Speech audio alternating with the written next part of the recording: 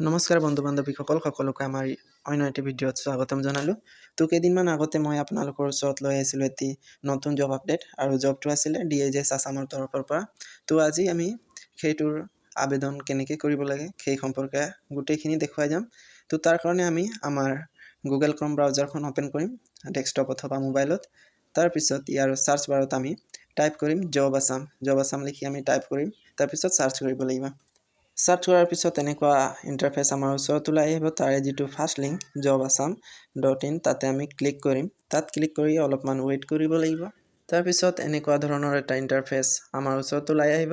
তাৰে আমি এইখিনিত পাই যাম DHS আছাম ৰিক্ৰুইটমেণ্ট বুলি। তো আমি চিম্পলি তাত ক্লিক কৰিব লাগিব। আৰু ইয়াতে ক্লিক কৰাৰ পিছত আমাৰ ওচৰত আকৌ এটা নতুন ইণ্টাৰফেচ ওলাই আহিব। ইয়াৰ লিংকটো মই আপোনালোকক ডেছক্ৰিপশ্যনত দি দিম অথবা কমেণ্ট ছেকশ্যনত আপোনালোকে পাই যাব লিংকটো। তো ইয়াতে আমি স্ক্ৰল ডাউন কৰিব লাগিব, অলপমান তলত আহিব লাগিব। তাৰপিছত এইখিনিতে এপ্লিকেশ্যন ফৰ্ম ইয়াৰে ছাইডত আপোনালোকে দেখা পাই আছে ক্লিক হেয়াৰ। তো আমাক চিম্পলি এই ক্লিক হেয়াৰত ক্লিক কৰিব লাগিব। ক্লিক কৰাৰ লগে লগে আকৌ এটা নতুন পেজ আমাৰ ওচৰত এনেকুৱা ধৰণৰ ওলাই আহিব। তো ইয়াতে আমি এতিয়া নিউ ৰেজিষ্ট্ৰেশ্যন বুলি লিখা বটনটোত ক্লিক কৰিব লাগিব। ইয়াতে দুটা বটন আছে, তাৰে আমি নিউ ৰেজিষ্ট্ৰেশ্যন বটনটোত ক্লিক কৰিব লাগিব। ক্লিক কৰাৰ পিছত আকৌ এনেকুৱা ইণ্টাৰফেচ আমাৰ ওচৰত ওলাই আহিব। তাত অলপমান তলত আহিব লাগিব। তাৰপিছত ইয়াতে নেক্সট বটন এটা পাই যাব, তাত ক্লিক কৰিব লাগিব। ইয়াত ক্লিক কৰাৰ পিছত এনেদৰে এপ্লিকেশ্যন ফৰ্মখন আমাৰ ওচৰত ওলাই আহিব। তো ইয়াতে আমি ফাৰ্ষ্টত ফুল নেম এজ পাৰ আধাৰ কাৰ্ড, পেন কাৰ্ড, পাছপৰ্ট।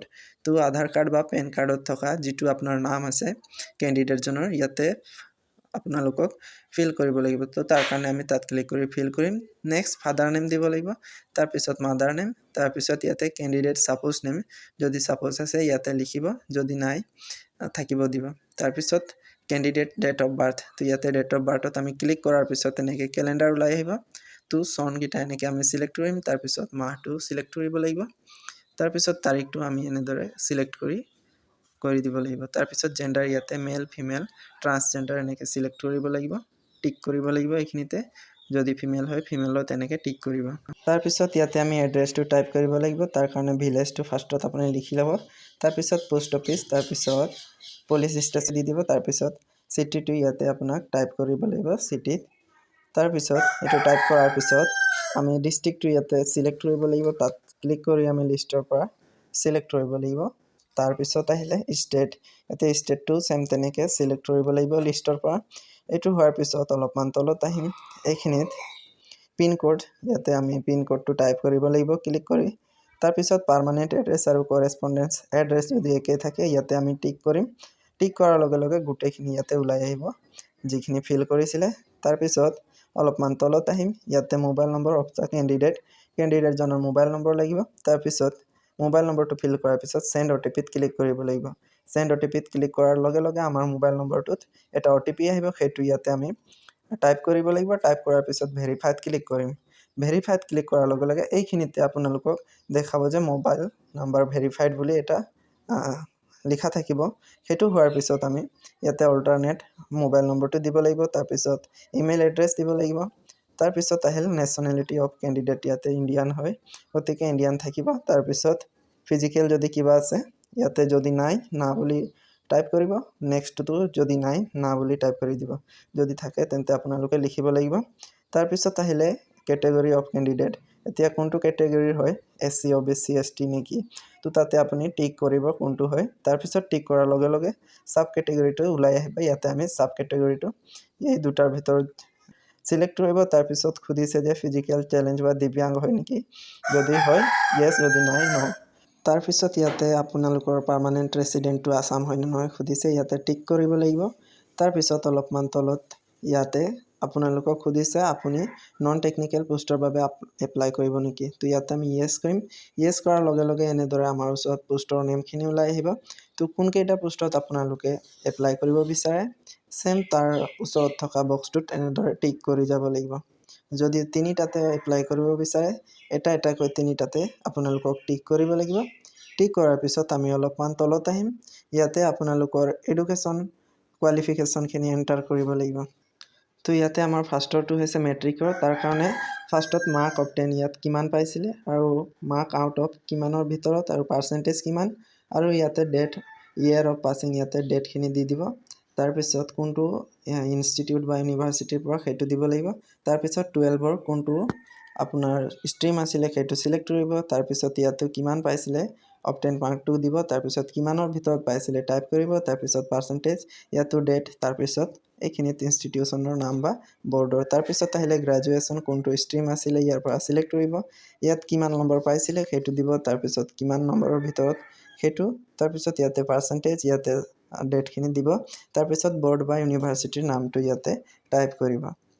এইটো টাইপ কৰাৰ পিছত নেক্সট ইয়াতে ডিপ্ল'মা নন টেকনিকেলৰ কাৰণে মিনিমাম 6 মান্থৰ লাগিব। তো ইয়াতে কিমানৰ ভিতৰত কিমান পাইছিলে সেইখিনি এনেকৈ ভালদৰে ফিল আপ কৰিব লাগিব। পাৰ্চেণ্টেজখিনি দিব লাগিব। ডেট আৰু ইয়াৰটো ইয়াতে বহাব লাগিব।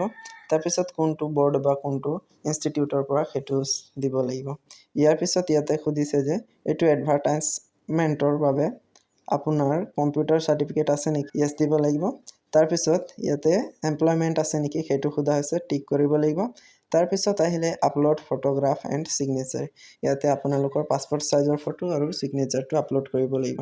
তো তাৰ কাৰণে পাছপৰ্ট চাইজৰ ফটোৰ চাইজখিনি ইয়াতে দিয়া আছে। লেছ দেন 50 KB ভিতৰত হ'ব লাগিব আৰু হাইটটো হ'ব লাগিব 230 পৰা 320 পিক্সেলৰ ভিতৰত হ'ব লাগিব হাইটটো। তাৰপিছত ৱাইডটো হ'ব আপোনাৰ 150 পৰা 220 পিক্সেলৰ ভিতৰত হ'ব লাগিব ৱাইডটো ফটোৰ। তাৰপিছত আহে ছিগনেচাৰ। ইয়াৰে 30 KB ভিতৰত হ'ব লাগিব বা 30 KBতকৈ কম হ'ব লাগিব। তাৰপিছত হাইটটো হ'ব লাগিব 100 পৰা 180 লৈকে আৰু ৱাইডটো হ'ব লাগিব 150 পৰা 220 পিক্সেলৰ ভিতৰত। এই চাইজখিনি ভালদৰে মিলাই ল'ব। এতিয়া ফাৰ্ষ্ট আমি ফটোখন আপলোড কৰিম। তো তাৰ কাৰণে আমি ফটো নিচিনা থকা ঠাইত ক্লিক হেয়াৰ বুলি এটা লিংক থাকিব, তাত আমি প্ৰথমতে ক্লিক কৰিম। ইয়াৰ পৰা চিলেক্ট কৰিব লাগিব। তো চিলেক্ট কৰিবৰ কাৰণে আমি ফটোটোত ক্লিক কৰিম। তাৰপিছত অপেন বটনটোত ক্লিক কৰি দিম আৰু ক্লিক কৰাৰ লগে লগে আমাৰ ফটোখন এনেদৰে আপলোড হৈ যাব। নেক্সট আমি ছিগনেচাৰটো তেনেকৈ ক্লিক হেয়াৰত ক্লিক কৰি আপলোড কৰিব লাগিব। এইখিনি কৰাৰ পিছত আমি আহিম অলপ তললৈ। তাৰপিছত ইয়াতে এটা পাছৱৰ্ড বনাব লাগিব আপোনালোকক। তো ভালকৈ আপুনি এটা 8ৰ পৰা 12টা সংখ্যা থকা পাছৱৰ্ড এটা ইয়াতে টাইপ কৰিব লাগিব। নেক্সট সেইটো পাছৱৰ্ডে কনফাৰ্ম পাছৱৰ্ডত টাইপ কৰি দিব লাগিব। টাইপ কৰাৰ পিছত তলত এইখিনিত আমি টিক দিব লাগিব। তাৰপিছত তলৰ বক্সটোত টিক কৰি আমাৰ গোটেই ফৰ্মখন এবাৰ তলৰ পৰা ওপৰলৈকে ভালদৰে চাই ল'ব লাগিব যাতে ক'তো ভুল ৰৈ নাযায়। তাৰপিছত ইয়াৰে ফাইনেল ছাবমিট বটনটোত আমাক এইখিনিতে থকা ফাইনেল ছাবমিট বটনটোত ক্লিক কৰিম। তাৰপিছত ইয়াতে are you want to submit the form সুধিছে, ইয়াতে আমি অ'কে কৰিব লাগিব। অ'কে কৰাৰ পিছত আমি অলপ সময় ৱেইট কৰিম। তাৰপিছত এনেকুৱা ধৰণৰ আপোনাৰ ওচৰত ৰেজিষ্ট্ৰেশ্যন একনলেজমেণ্টখন ওলাই আহিব। ইয়াতে আপোনাৰ এপ্লিকেশ্যন নম্বৰ আৰু ডেট অফ বাৰ্থখিনি আপোনাৰ ডিটেইলছখিনি থাকিব। তাৰপিছত আমি ইয়াৰে যিটো লগইন বটন পাম সেই লগইন বটনটোত আমি ক্লিক কৰিব লাগিব আৰু ক্লিক কৰাৰ লগে লগে এনেকুৱা ধৰণৰ পেজটো ওলাই আহিব। ইয়াতে লগইন বটনটোত আমি ক্লিক কৰিম আৰু ক্লিক কৰাৰ পিছত ইয়াতে এপ্লিকেশ্যন নং আৰু পাছৱৰ্ডটো দি আমি লগইন তাৰ তলৰ লগইন বটনটোত ক্লিক কৰিম আৰু তাত ক্লিক কৰাৰ লগে লগে আমাৰ একাউণ্টটো লগইন হৈ যাব। ইয়াতে প্ৰফাইল পিকচাৰৰ তলত এপ্লিকেশ্যন প্ৰিণ্ট বুলি অপশ্যন পাব, তাত ক্লিক কৰি আমি আমাৰ এপ্লিকেশ্যন ৰিচিপ্টখন ডাউনলোড কৰি ল'ম। তো এনেদৰে আপোনালোকে এই জবটো এপ্লাই কৰিব পাৰিব। লগ পাম আকৌ এটা ভিডিঅ'ত।